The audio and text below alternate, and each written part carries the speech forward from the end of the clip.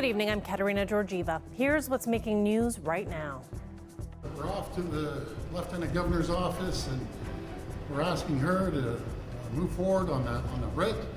How are they going to get the proper training for this? You know, for us, we had to go through months of training. For our nurses, they had to go to London for training to be able to take care of her. That's pretty exciting to have a timeline now set.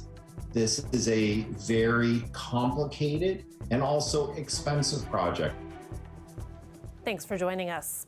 Mark the date. Ontarians will be heading to the polls June 2nd. Premier Doug Ford has visited the Lieutenant Governor to request dissolution of the legislature. Lorenda Redicott begins our coverage. Premier Doug Ford headed to see Lieutenant Governor Elizabeth Dowdeswell to request that she dissolve the legislature. His office later confirming she accepted his advice. It's a formal step before the election race can officially begin. Here's how he paints the choice for voters. They destroyed the province, the previous governments, or they're going to choose prosperity, getting things built, bridges, roads, and highways. Polls put Ford and the PCs in the early lead, and it's clear they're the main target of the opposition parties. Today, the Liberal leader announced his latest campaign promise to cut carbon pollution by 50% by 2030, down to net zero by 2050. A clear choice in this election.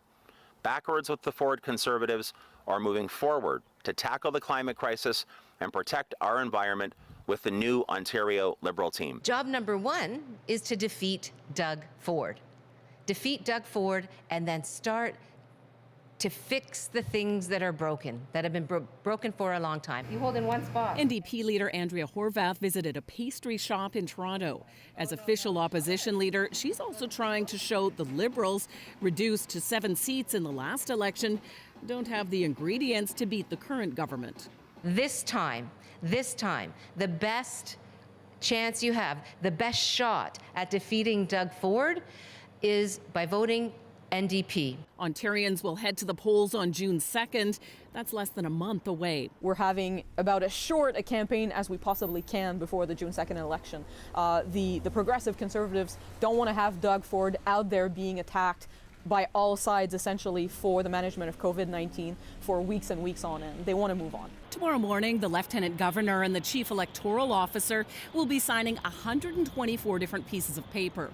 Those are the writs, one for each individual riding. Once that is finished, expect to see lawn signs and more advertising, because once the actual campaign is on, allowable spending increases. Lorenda Redicott, CBC News, Toronto.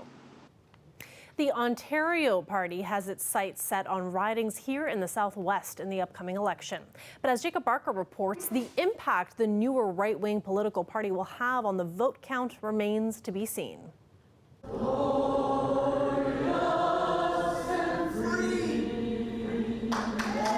A cry of freedom during the Canadian national anthem sets the tone at an Ontario Party event.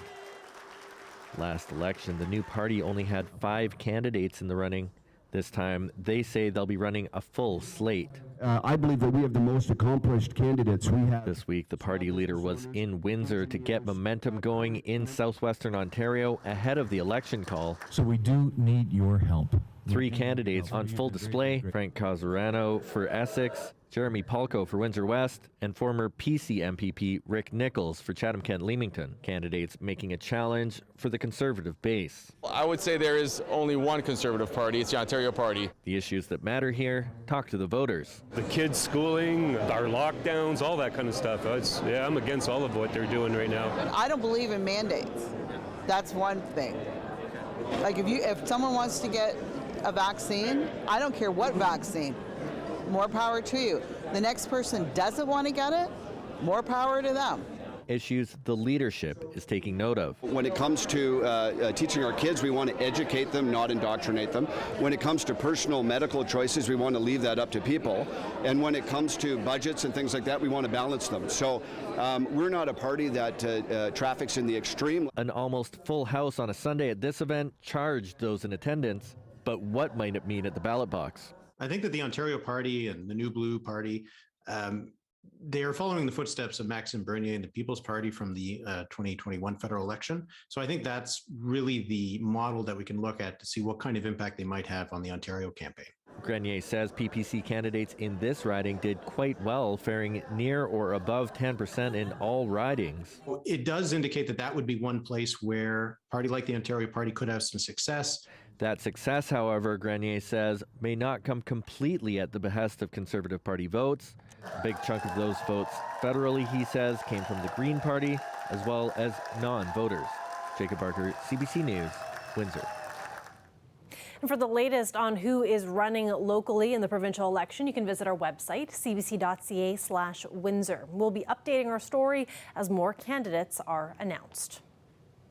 We now have the long-awaited timeline for Windsor's new mega hospital. It's expected to be built by 2031. According to Infrastructure Ontario, the tendering process will start in 2025. Construction will begin in 2027 and will take 4 years to complete.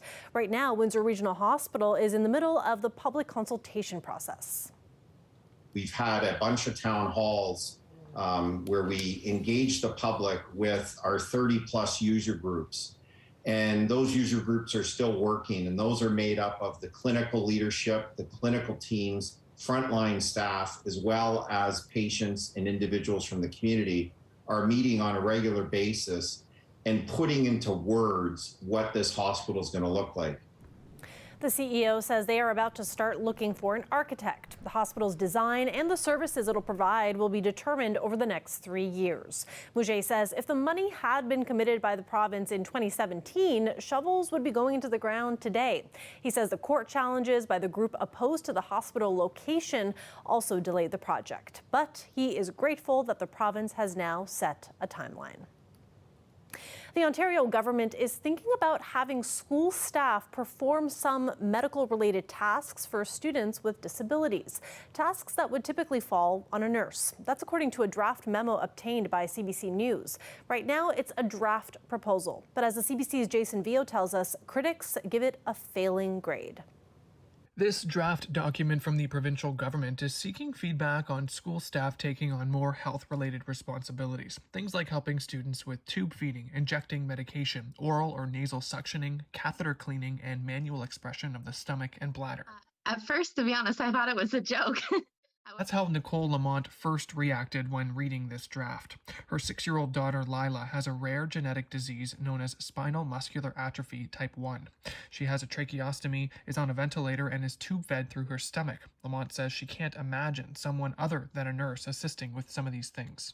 I was just kind of infuriated, to be honest with you. I mean, all kids with special needs already are living in a world that isn't made for them as it is. They already have to fight for every single little bit of care that they do have. Right now, a nurse is with Lila 24/7, so downloading some of those responsibilities onto an education assistant like Fran Van Gent, well, she says that would be irresponsible.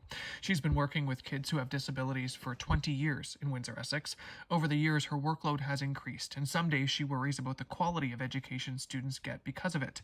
Adding medical care on top of all of that, Van Gent says it wouldn't work. I was livid.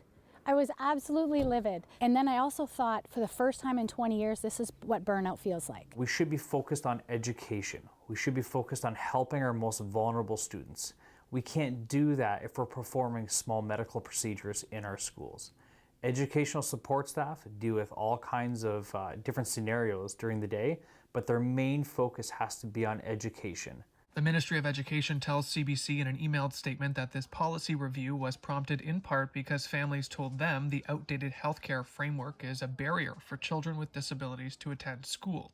The province heard from hundreds of families and stakeholders and are going to develop a finalized policy in the coming months. Jason Vio, CBC News, Windsor. Massive announcements for Windsor's auto industry promise a bright future. But it's still feeling the pain of those pesky microchips. CBC's Chris Ensing asked if there's an end in sight. The future is fancy. Battery-powered vehicles built in Windsor. That's the promise, and it has people feeling hopeful about the auto sector. But there's a problem in the present tense, and that's the semiconductor shortage, something that the head of Stellantis says isn't going to end anytime soon. It started during the pandemic. Production canceled for 14 weeks in 2020. The shortage idled the plant for nearly half of 2021, and it continues to be a problem this year. In total, the semiconductor shortage has caused nearly a year of layoffs, according to the union. When will it end? We don't foresee it relieving until sometime next year, but it seems there's one setback after the next, right? Between earthquakes, snow in other areas that don't get it, all these kinds of things. But we believe in 23 it'll at least start easing up. When asked what governments can do to help this supply issue, Stewart put it on the workers and the market. I tell you, both at Windsor and Brampton, between the plant leadership team, the folks from Unifor and the folks on the floor have been working hand in hand together to get absolutely as competitive as we can, because it's a competitive world of chip allocation. And that's why it was really important, and I was very excited to say we are committed and keeping Windsor on 2 shifts. Windsor has made really strong improvements over already good performance, and so they're getting the allocation of chips in a land of precious few chips to be able to do that. The Auto Parts Manufacturing Association is hopeful, eyeing more microchip plants coming online in North America. Canada's Semiconductor Council wouldn't forecast future shortages, but says the country has a talent base that can design and build these chips, adding both the government and private industry can use this moment as an opportunity, because these new vehicles likely require more technology, meaning more chips. These solutions are for the longer term, meaning they won't do much to help workers dealing with those short-term pains. Chris Ensing, CBC News, Windsor. We turn now to an update on the suspect in the homicide of Amanda Lyons. LaSalle police say they have identified the body of her husband, Blair Lyons. Investigators say a boater located a body in the Detroit River yesterday morning. Police believe he died after jumping off the Ambassador Bridge. Officials say families of both Amanda and Blair have been notified of the discovery of the body, and they're asking the public for privacy. And if you or someone you know is struggling, there are supports. There are numbers on the screen that can help, both for the Canadian Suicide Prevention Service and Hiatus House Crisis Line for those dealing with family violence. And we have more information on our website as well at cbc.ca/Windsor. A leaked document indicates the U.S. Supreme Court may be ready to strike down the legal right to abortion. The draft document outlines reasons the country's highest court could overturn the landmark Roe v. Wade ruling, the 1973 decision that legalized abortion nationwide. As Katie Simpson reports, while this is a draft and not the final decision, it set off shockwaves across the political spectrum and protest in Washington. Moments of tension in front of the U.S. Supreme Court. A mix of anger and disbelief clashing up against celebration and relief as access to abortion in this country appears poised to dramatically change. It's just jarring and heartbreaking to me. It's a turning point. We love babies in America. The news outlet Politico obtained a leaked draft of a Supreme Court opinion that would overturn Roe v. Wade, the decision that has protected access to abortion for nearly 50 years. A majority of justices say decisions about abortion should instead be made by state governments and ultimately voters. While the court confirms the draft is authentic, it warns it does not represent the final decision. If the rationale of the decision as released were to be sustained, a whole range of rights are in question. While they don't have the votes, the president and fellow Democrats are vowing to try to pass legislation that would protect abortion access on a national level. Is this a turning point for the United States? Yes. Tell me why. Never in our lifetime have we seen a right that was in place for 50 years suddenly, with a court that's been stacked with conservatives, that is not consistent where the American people are, we suddenly see them basically flip it on its head. Abortion is violent. At least 13 states have previously passed so-called trigger laws, which automatically ban abortion if Roe v. Wade is overturned. Some Republicans worry the leak was meant to pressure the justices to change course, as they hope the draft opinion stands. The laws will reflect the values and the mores of the citizens who live there. That's the way our democracy is supposed to work. The court's final decision is expected sometime in either June or July. As the country anxiously waits, the court has launched a formal investigation into the leak. Katie Simpson, CBC News, Washington. And this U.S. Supreme Court draft document has also captured attention here in Canada and prompted discussions about reproductive rights and a woman's right to choose. Rafi Boudjikanian has more on what the situation south of the border had people in this country saying today. That's a great day for justice. That was 32 years ago, one of Dr. Henry Morgenthaler's many victories in court upholding a woman's right to choose. There are parts of the country where anti-abortion sentiments never went away. And now that a leaked document suggests the landmark Roe v. Wade decision protecting abortion in the U.S. could be overturned, undeniably, we're going to start having conversations about abortion care in Canada. There's research that shows that, actually having this debate leads to increased support in abortion rights and in abortion care. We have an abortion no reassurance for some pro-choice activists. I think we can't overrule unthinkable things happening. It is more likely in Canada that we're looking at barriers to abortion increasing, or at least pressure to increase them, and the effort to elect more parliamentarians, either at the federal level, the provincial level, that will continue to seek to kind of restrict and diminish access to abortion.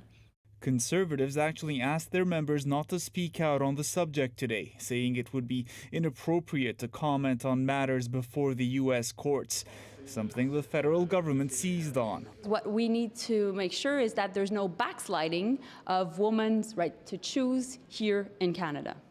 And we know right now, as we speak, there's no MPs from the Conservative Party that are willing to answer any of the questions of the journalists today. Meanwhile, some Conservative MPs didn't appear to get that memo from their leader. We are Canada, and that some of these things do cross the border, but we also have to make sure we have legislation and things that are good for Canadians. Human beings begin at conception, so yeah, I hope to continue being able to stand up for the preborn. Interim Conservative leader Candice Bergen is promising not to introduce new legislation or reopen the debate. But this afternoon, some of her MPs voted down a symbolic motion calling on the House of Commons to recognize a woman's right to choose. Meanwhile, the federal government says it's still committed to a promise from the last election to increase access to services, though it had nothing new to announce today. Rafi Boudjikanian, CBC News, Ottawa. Let's take a look at this shot of the Detroit River from earlier today with the cruise ship coming through. Where is CBC's Chris Ensing when you need him? He always gets a kick out of these sorts of things. Meanwhile, in the weather, there is a special weather statement in effect. Lots of rain throughout the day and into tonight. Total rainfall amounts, 20 to 30 millimeters are expected, and some spots might be getting even more than that. Colette Kennedy will be here after the break, and we'll take a closer look together. Stay with us.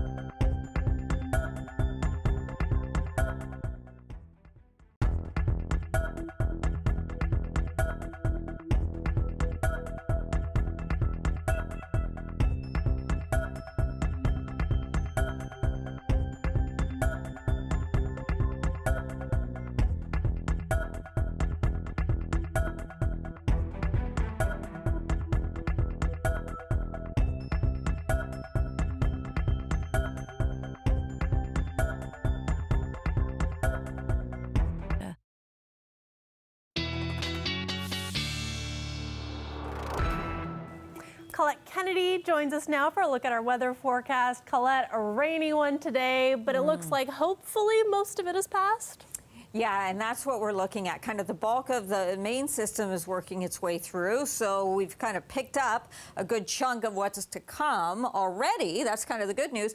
But what is to follow, there is some volatility and some thunderstorm activity, so there'll be some pockets where you're still going to see some heavy downpours, but that's not going to be widespread or everywhere. So that's why we're talking about this 20 to 40 millimeters, and that's through tonight into early tomorrow morning, although this will really be tapering off and tapering back through those overnight hours, but that is in place. And just having a look at this is starting from this morning, okay, so it gives you kind of an idea of what's already happened. So stopping around 6 in terms of the amounts we've seen, but then additional, now if I wind this forward and let it play out to see what comes through the evening and overnight, you can see we have some of these areas, Leamington, Windsor, really kind of jumping again, another 5 to 10 millimeters, and in some cases it's 15 because of some of these cells that will be passing through, or at least the remnants of them, which will bring down at times some isolated heavier rain. The current temperatures, not a big change. It's going to dip a little bit still overnight, but pretty mild for overnight temperatures, although with the wind and the wet conditions, it's kind of a cooler feel, right? So there's that main passage that's gone on through. You can see we're into the drier air, but as I start to broaden this, you'll see as well some of that volatility that's pushing through the Ohio Valley, and these are some of these remnants that are going to make their way across the international border, and why we'll see some of that through the overnight, or you may hear it in terms of the rumble of some thunder. So into early tomorrow morning, we still have the cloud deck there, seeing just most of the shower activity trailing over the lake. Now some fog tonight may still linger early tomorrow, but once we break out of that fog and that cloud deck, we get the sun coming in, and the temperature will pop up, and so it's actually going to be a pretty nice afternoon for Wednesday. A look then at those temperatures, like I said, not changing a lot overnight. 16 for the high tomorrow once we get into that clearing. Thursday looks good. I know Friday and Saturday still not looking great, but at least for Mother's Day, the forecast is improving there. Thanks so much for that, Colette. You're welcome. When we come back, the Festival of Birds returns to Point Pelee. We'll have that story for you right after the break.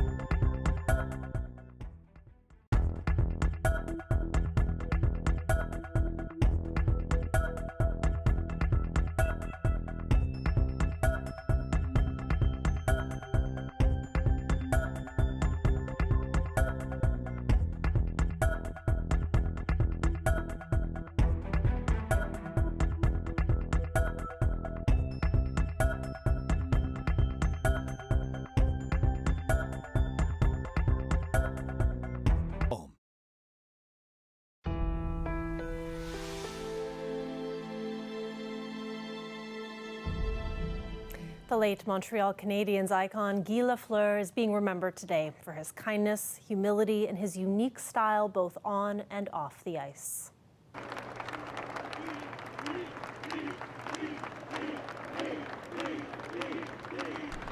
As Lafleur's casket arrived at the cathedral in Montreal, draped in his team's flag, fans yelled the same chant he must have heard throughout his remarkable career. Prime Minister Justin Trudeau and Quebec's Premier were among those who attended the national funeral ceremony. Those who personally knew the Hockey Hall of Famer and 5-time Stanley Cup champion also grieved his passing. Lafleur died last month at the age of 70 after a battle with lung cancer. The Festival of Birds is flying back to Point Pelee National Park. It had been canceled for the past 2 years due to the pandemic. Now organizers are hoping for a big rebound with birders who have been missing their favorite place to birdwatch. Dale Molnar reports.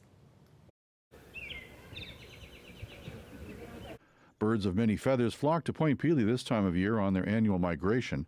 The Festival of Birds attracts birders from all over the world. The Visitor Center manager says it's mainly Canadians so far. Roy Barkhouse came from Kitchener. We were very disappointed. We couldn't come the last couple of years. We're back now and enjoying it tremendously. It is wonderful, and just to have this again and to be able to participate in it. I think we did come down here about 4 years ago and enjoyed it very much then, and it's been a long time since the last time then. The festival pumps millions of dollars into the economy in Leamington. Mayor Hilda MacDonald is glad to see it back again after the absence. When I had my business 20-some years ago, we always looked forward to this time of year when the first of our tourists would come. The pandemic has still had an effect on the programming at the park. Some programs with experts are not offered this year, and the Friends of Point Pelee couldn't organize their usual barbecues. This is only the first week, and attendance is expected to pick up. It just started on Saturday, so it's just at the beginning of the 3-week festival. And attendance, it's hard to say. It's typical for the beginning of the festival. You know, the second week seems to be the most visited week. The festival wraps up on May 23rd. Dale Molnar, CBC News, Point Pelee National Park. It's nice to see people getting back to things that they love doing so much. That is it for CBC Windsor News. For news anytime, go to our website at cbc.ca/Windsor. You can also find us on Facebook, Instagram, and Twitter. Thanks so much for watching and have a great night.